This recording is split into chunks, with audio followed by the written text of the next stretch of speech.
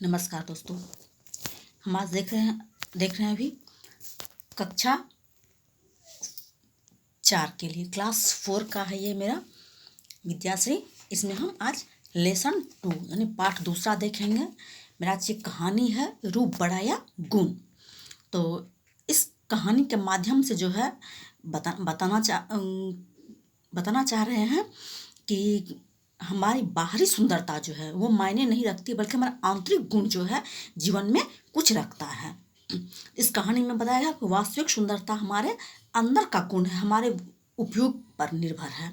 किसी वस्तु के बाहरी सुंदरता से उसको हमें उसके महत्व नहीं देना चाहिए, बल्कि उसके का उपयोग कैसा आ रहा, उपयोगिता उसकी क्या है, उसका आंतरिक गुण क्या है, हम उस पर विशेष ध्यान देंगे। तो रूप बड़ा या गुण, इसमें बड़ा कौन होता है इसके बारे में बताया गया। तो बड़ा मेरा गुण होता है। तो इसी पर आधारित इस चीज को बताने के लिए इस कहानी का ताना बाना बुना गया है। तो कहानी में जो है विक्रमादित्य के दरबार का दृश्य पहले दिखाया गया, उसके बारे में बताया गया कि राजा विक्रमादित्य कौन थे, उज्जैन के महाराज थे और उनके दरबार में नवरत्न थे। नवरत्न में एक कौन, कालिदास थे। तो विक्रमादित्य की न्यायप्रियता और वीरता, वो इस दोनों चीजों के लिए जाने जाते थे। और महाकवि कालिदास जो है वो संस्कृत के अच्छे ज्ञाता थे। संस्कृत उन्होंने कई प्रसिद्ध महाकाव्य लिखे हैं। वो विद्वानों में गिने जाते हैं, कवियों में श्रेष्ठ कालिदास माने जाते हैं।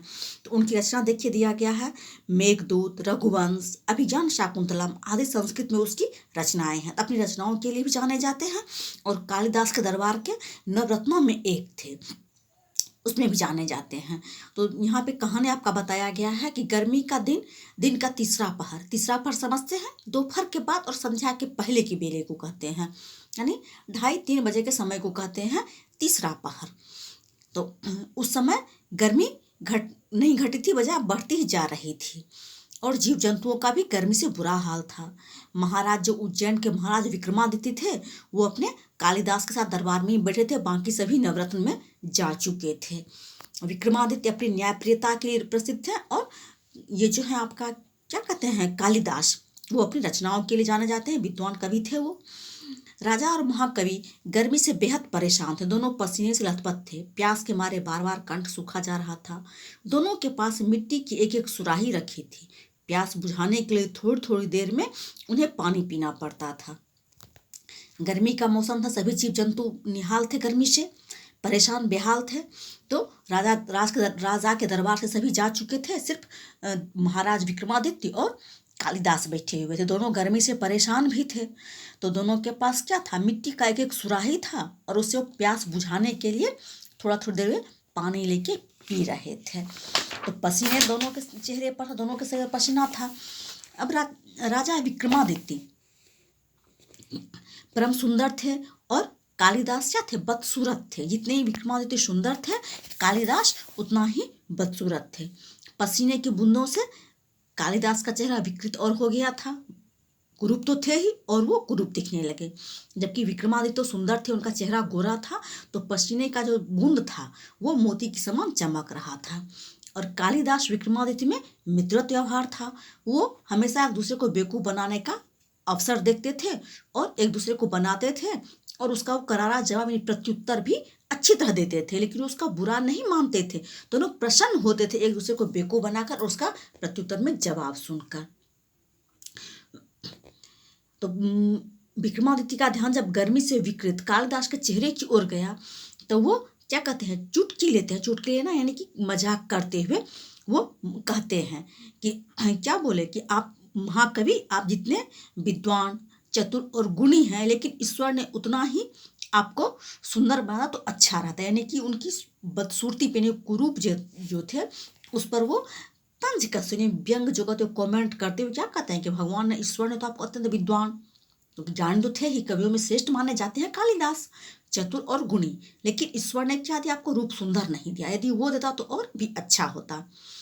अब कालिदास क्या कहते हैं, मैं इसका उत्तर आपको कल दूंगा। संध्या होते ही कालिदास कहाँ चले गए, सुनार के पास गए और उनसे वो क्या बनवाते हैं, एक शुद्ध सोने का सुराही। क्या कहते हैं कि रात तक में तुमको बना के दे दो, सुबह मैं ले जाऊंगा अगले समय। अगले दिन सवेरे वो क्या करते हैं, कालिदास दरबार में महाराज के पहुंचने से पहुंचते हैं और वो मिट्टी का सुराही हटाकर सोने का सुराही रख देते हैं। ठीक समय पर राजा अपने अंगरक्षक समझते हैं, बॉडीगार्ड इसको कहते हैं, जो उनकी हिफाजत में लगे रहते हैं, उसको हम अंगरक्षक कहते हैं। अपनी सुरक्षा में जो हम रखते हैं सिपाही को, सैनिकों को, उसे हम अंगरक्षक कहते हैं। तो अंगरक्षक जो के साथ वो वहाँ पर आए तो राजा को तेजी से पंखे झले जा रहे थे, लेकिन फिर भी उसमें गर्मी अत्यधिक थी, हवा नहीं लग रही थी। राजा परेशान भी थे। राजा को पानी पीने की आवश्यकता हुई तो वो संकेत होता इशारा करके वो पानी मांगे। तो जो उसके अंगरक्षक थे वो ग्लास में पानी लेकर उसको देते हैं, तो उस सेवक को बरस पड़ते हैं। बरस पड़ना यानी क्रोधित होते हैं कि सुराही में आज गर्म पानी क्यों भर के रखा, उबला हुआ पानी, यानी पूरा गर्म पानी था।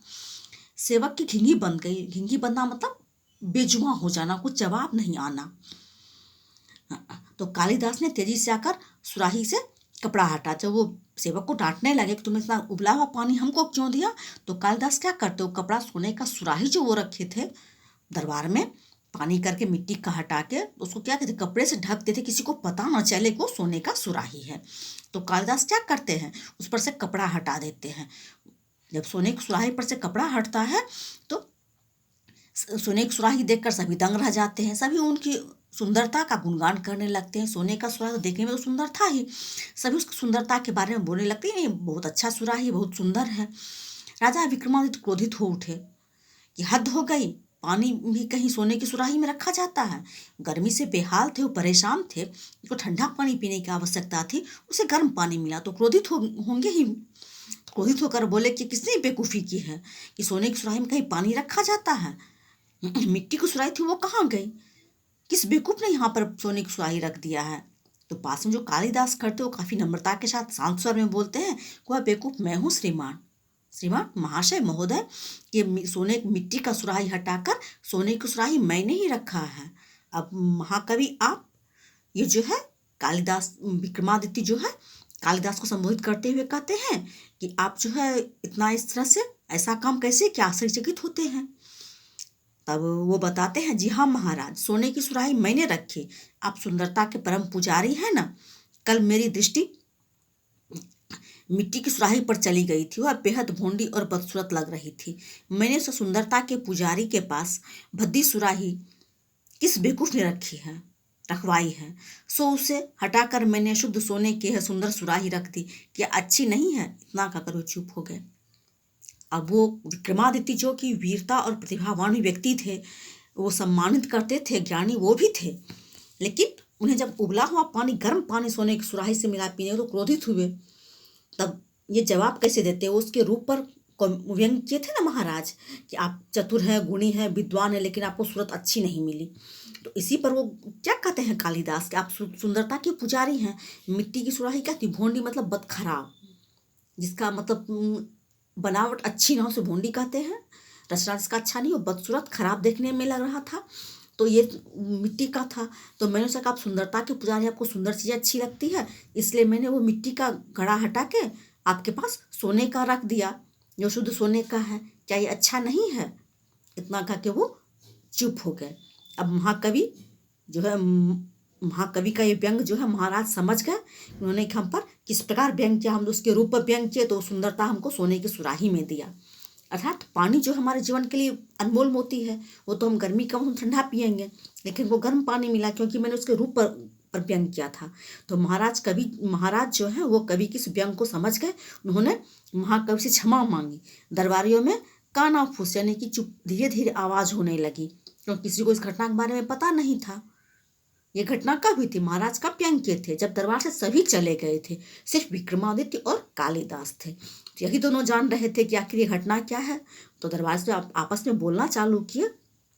तब महाराज के कहने पर महाकवि ने यानी कि कालिदास ने संक्षेप में थोड़ा सा इसका सार बताए कि किस प्रकार वो महाराज जो है उसके गुण की तो प्रशंसा की, लेकिन उसके रूप पर तंज कसे व्यंग किए कि आप अच्छे नहीं दिखते हैं। यदि आपके पास इतना गुण है, जितने आप विद्वान हैं, चतुर हैं, और उतना सुंदर यदि आपको रूप मिलता तो सोने पे सुहागा होता, ये बहुत अच्छा लगता, लेकिन आप सुंदर नहीं हैं। तो उसका जवाब उसने मिट्टी के खराब सुराही को हटाकर सोने की सुराही को रख दिया। तो पानी जो हमारे जीवन के लिए अनमोल है, हमारे जीवन दायिनी शक्ति जिसमें है, वो किस में अच्छा लगता है? मिट्टी के घड़े में। तो पानी जो है मिट्टी के घड़े में अच्छा, तो हमारी प्यास को बुझाता है, वो शीतल उसमें रहता है। और सोने की सुराही में तो पानी नहीं रखा जाता, तो गर्म हो जाएगा। तो इसलिए वो कालिदास उसे क्या बताए, ये थ्योरी बोले और वो प्रैक्टिकल, यानी कि आप कालिदास ने उसे प्रयोग करके कर्म करते हुए बताया कि मिट्टी का बर्तन में पानी जो है हमारे जीवन दायिनी बनता है, ना कि सोने में। आप रूप की पूजा करते हैं, रूप जो है बेकार है, गुण उसमें अच्छा होना चाहिए।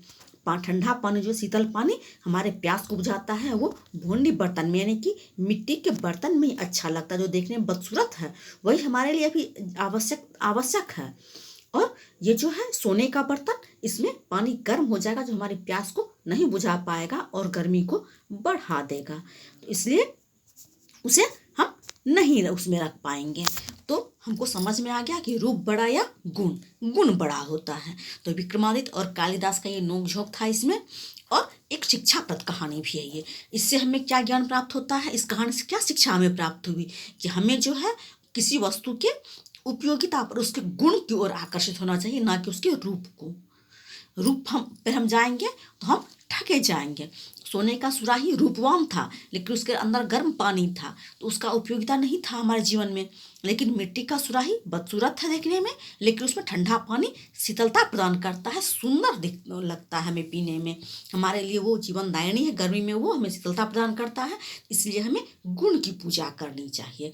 तो रूप बड़ा या गुण कहानी का जो सार क्या है कि बड़ा गुण होता है, ना कि रूप। तो हमें गुण में श्रेष्ठ होना चाहिए, ना कि हमें रूपवान होना चाहिए। हमें गुणी व्यक्तियों के पास आना चाहिए, ना कि रूपवान व्यक्तियों के संपर्क में आना चाहिए। तो कहानी आप समझ गए। आज बस इतना ही। दूसरे दिन हम इसके कठिन शब्दों को भी देखेंगे और प्रश्नोत्तर को भी। धन्यवाद।